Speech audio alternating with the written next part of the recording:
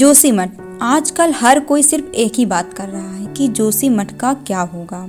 जोशीमठ के मकानों और सड़कों में बड़ी बड़ी दरारें देखकर आपको लगेगा कि यहाँ कोई भूकंप आया था, लेकिन इस प्राचीन शहर में ये बड़ी बड़ी दरारें किसी भूकंप की वजह से नहीं बल्कि लैंडस्लाइड की वजह से आई हैं। जोशीमठ का इतिहास इतना स्वर्णिम है कि इसे इस तरह बर्बाद होते देखना बहुत मुश्किल है। जोशीमठ की दरारों को देखकर लगता है मानो हम बड़ी तेजी से विनाश की ओर बढ़ रहे हैं।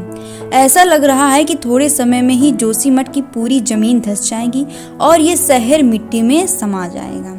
इसरो ने जोशीमठ की सैटेलाइट इमेज रिलीज की है, जिसमें दिखाई दे रहा है कि सिर्फ 12 दिनों में जोशीमठ की जमीन 5.4 सेंटीमीटर नीचे धंस गई है। तो दोस्तों, आज की हमारी वीडियो बहुत ही इम्पोर्टेंट होने वाली है, क्योंकि हम लोग इस वीडियो के अंदर जानेंगे जोशीमठ का इतिहास क्या है, जोशीमठ को स्वर्ग का द्वार क्यों कहा जाता है, जोशीमठ की भौगोलिक स्थिति, 2400 साल पुराने कल्प वृक्ष का इतिहास, नर और नारायण कौन थे।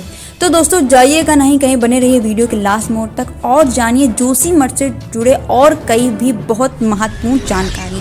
तो हेलो दोस्तों, आप सभी का स्वागत है आपके अपने YouTube channel the history of India में। ज्योतिर्मठ के जोशीमठ बनने की यात्रा काफी लंबी रही है। जोशीमठ सिर्फ एक जगह नहीं है, बल्कि सनातन धर्म से जुड़ा एक प्रतीक है।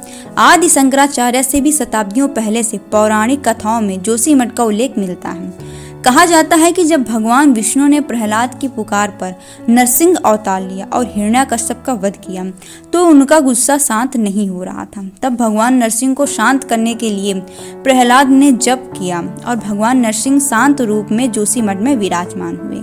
जोशीमठ में भगवान नरसिंह का मंदिर है और भगवान बद्री विशाल सर्दियों में बद्रीनाथ धाम छोड़कर जोशीमठ के इस मंदिर में ही निवास करते हैं। दोस्तों, जोशीमठ के नरसिंह मंदिर के बारे में यह भी कहा जा रहा है कि यहाँ विराजमान भगवान नरसिंह की दाहिनी भुजा दिन प्रतिदिन पतली होती जा रही है और स्कंद पुराण के केदार खंड में लिखा है कि जब यह भुजा टूटकर गिर जाएगी तब नर और नारायण पर्वत आपस में मिल जाएंगे और बद्रीनाथ जाने का रास्ता बंद हो जाएगा, जिसके बाद भगवान बद्री विशाल कहीं और जगह पूजे जाएंगे, जिसे भविष्य बद्री कहा जाएगा। ये जगह बद्रीनाथ से 19 किलोमीटर दूर तपोवन में है। तो दोस्तों, अब जान लेते हैं आखिर कौन थे नर और नारायण। दोस्तों, नर नारायण हिंदू धर्म में भगवान विष्णु के 24 अवतारों में से चौथे अवतार थे।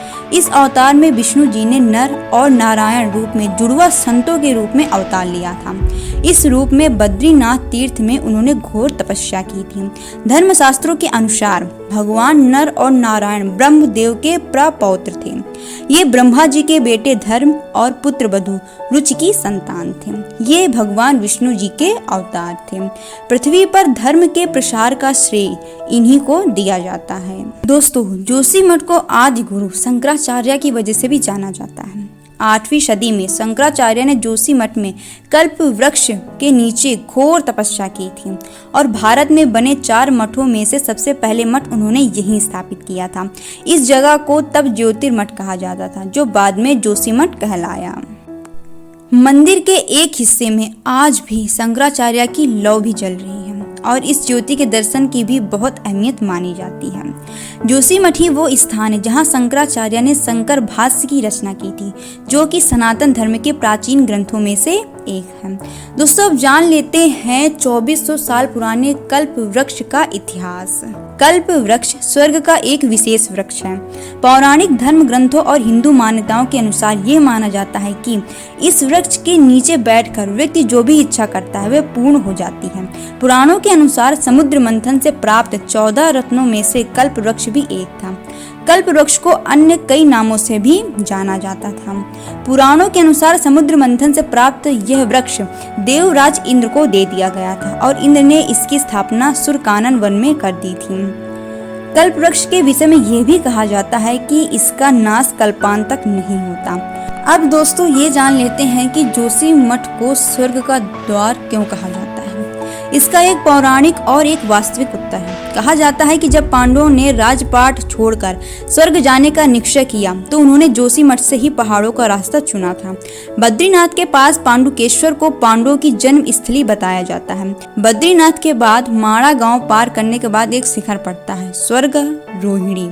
यहीं से पांडवों ने एक एक करके युधिष्ठिर का साथ छोड़ना शुरू कर दिया था। फिर अंत में एक कुत्ता ही युधिष्ठिर के साथ स्वर्ग तक गया था। इस पौराणिक कथा के चलते जोशीमठ को स्वर्ग का द्वार कहा जाता है। दोस्तों अब जान लेते हैं जोशीमठ की भौगोलिक स्थिति। जोशीमठ उत्तराखंड के चमोली जनपद में अलकनंदा नदी के बाएं किनारे पर स्थित है। ये शहर समुद्र तल से लगभग 6000 फीट की ऊंचाई पर स्थित है और ये शहर भारत के सबसे ज्यादा भूकंप प्रभावित इलाकों में से आता है। दोस्तों अब जान लेते हैं सबसे अहम, जोशीमठ जितना आम जनता के लिए महत्वपूर्ण है उससे कहीं ज्यादा अहमियत ये आर्मी के लिए भी रखता है। 1962 के युद्ध में चीन से लोहा लेते वक्त भारतीय सेना जोशीमठ में ही आकर रुकी थी। चीन बॉर्डर पर स्थित नीतीमाड़ा गांव जाने का रास्ता जोशीमठ से ही होकर गुजरता है और एलएसी पर देश की सुरक्षा में रत आर्मी का कैंप भी जोशीमठ में ही स्थित है। यही कारण है कि जो 900 करोड़ की लागत से 4 धाम रोड बन रहा है वो भी जोशीमठ से होकर गुजरता है। दोस्तों अब जान लेते हैं कि आखिर जोशीमठ क्यों डूब रहा है। जोशीमठ के इतिहास के बारे में हिस्टोरियन शिव प्रसाद डबराल कह चुके हैं कि जोशीमठ में 1000 साल पहले एक लैंडस्लाइड आया था। उस समय यहाँ कत्यूरी राजवंश का शासन था। कत्यूरी राजवंश के समय में जोशीमठ का नाम कीर्तिपुर था और यही इस राजवंश की राजधानी भी थी। यहाँ आए भूस्खलन के बाद कत्यूर राजाओं को अपनी राजधानी जोशीमठ से दूसरी जगह शिफ्ट करनी पड़ी थी। 1960 ईस्वी में सबसे पहले यहाँ मकानों में दरार आई थी, जिसके बाद ये पता चला कि यहाँ खतरनाक लैंडस्लाइड हो सकती है। 1976 ईस्वी के आसपास भी जोशीमठ में लैंडस्लाइड की काफी घटनाएं हुई थी और उस समय कमिश्नर गढ़वाल मंडल की अध्यक्षता में एक कमेटी बनाई गई थी। इस कमेटी की रिपोर्ट में साफ कहा गया था कि जोशीमठ किसी ठोस चट्टान पर नहीं बसा है, बल्कि ये पहाड़ों के मलबे पर बना है जो कभी भी दरक सकते हैं। अगर इस जगह को बचाना है तो इसके आसपास की चट्टानों को नहीं छेड़ना चाहिए और यहाँ कंस्ट्रक्शन के काम को भी बंद कर देना चाहिए। साथ ही यहाँ और आसपास बहुत सारे पेड़ लगाने की बात भी कही गई थी, पर आगे के इतने वर्षों में सब काम इसके उलट किए गए। यहाँ आर्मी के लिए कैंप बनवाया गया, हाइड्रो पावर प्रोजेक्ट लगाया गया, बड़े बड़े होटलों का निर्माण किया गया। पर क्या जोशीमठ को बचाया जा सकता है? शायद अब इसमें बहुत देर हो चुकी है और अब लोगों को दूसरी जगह पर ले जाकर जिंदगियों को बचाए जाने का अभियान ही चलाया जा सकता है। तो दोस्तों जोशीमठ में आए दरारों के लिए कहीं यही सब तो उत्तरदायी नहीं है? तो दोस्तों हमें कमेंट सेक्शन में अपनी राय जरूर बताइएगा। तो दोस्तों आज की वीडियो मैं यही समाप्त करती हूँ। मैं जल्द ही हाजिर होंगी फिर इसी तरह के एक नए ऐतिहासिक और रहस्यमय वीडियो के साथ। अगर दोस्तों आपको मेरी ये वीडियो पसंद आई हो तो प्लीज आप हमारे चैनल को लाइक और सब्सक्राइब करें। तो दोस्तों तब तक के लिए दीजिए हमें इजाजत। शुक्रिया।